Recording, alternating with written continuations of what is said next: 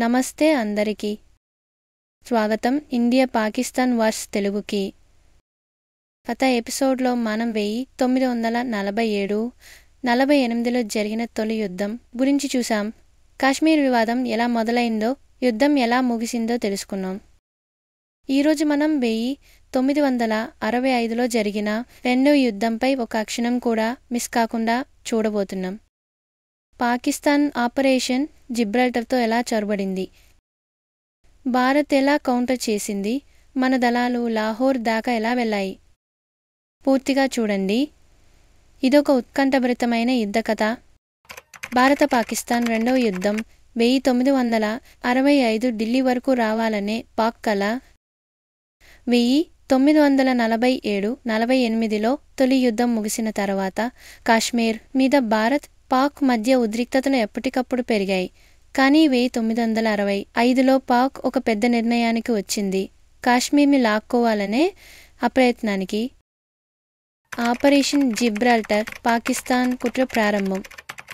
పాక్ ప్రారంభించింది operation Gibraltar. వేల మంది మిలిటెంట్లను కాశ్మీర్లోకి చొరబాటు చేసి ప్రజల్ని పాక్ వైపు తిప్పే ప్రయత్నం చేశారు. భారత స్పందన పాక్ను జిలిపించడమే లక్ష్యం.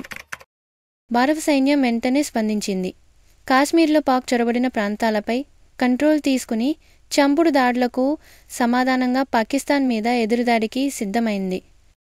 లాహోర్ ద్వారం వద్ద భారత్. సెప్టెంబర్లో భారత సైన్యం లాహోర్ వరకు వెళ్ళింది. ఢిల్లీని ఆశించే పాక్కు షాక్ తగిలింది. భారత్ ధైర్యంగా ఎదురు నిలిచింది. టాంకుల యుద్ధం ఆసియాలో పెద్దదైన యుద్ధం. భారతదేశం పాకిస్తాన్ మధ్య జరిగిన టాంకుల యుద్ధం ఆసియాలో అతిపెద్దదిగా చరిత్రకెక్కింది. కేఎం కరణ్ ప్రాంతం విరతకు ప్రతీకగా నిలిచింది. యుద్ధ విరామం, తాష్కెంట్ ఒప్పందం. ఐక్యరాజ్యసమితి జోక్యంతో యుద్ధం ఆగింది. రష్యాలోని తాష్కెంట్లో లాల్ బహదూర్ శాస్త్రి మరియు అయూబ్ ఖాన్ ఒప్పందం చేసుకున్నారు. శాస్త్రి గారి మరణం దేశానికి తీరని లోటు. తాష్కెంట్ ఒప్పందం తర్వాత ఒక్క రాత్రిలోనే లాల్ బహదూర్ శాస్త్రి గారు హఠామరణం చెందారు. దేశం మొత్తం దిగ్భ్రాంతికి గురైంది. భారత సైనికుల గొప్పతనాన్ని గుర్తుచేసే యుద్ధం. ఈ యుద్ధం భారత సైనికుల ధైర్యానికి, వ్యూహాత్మక చతురతకి నిలువెత్తు ఉదాహరణ. సింహాల్లా పోరాడిన వీరులకు ఈ కథంకితం. ఇంకా ముగియలేదు.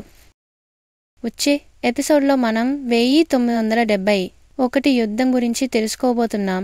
ఇది ఒక దేశ జన్మదాత.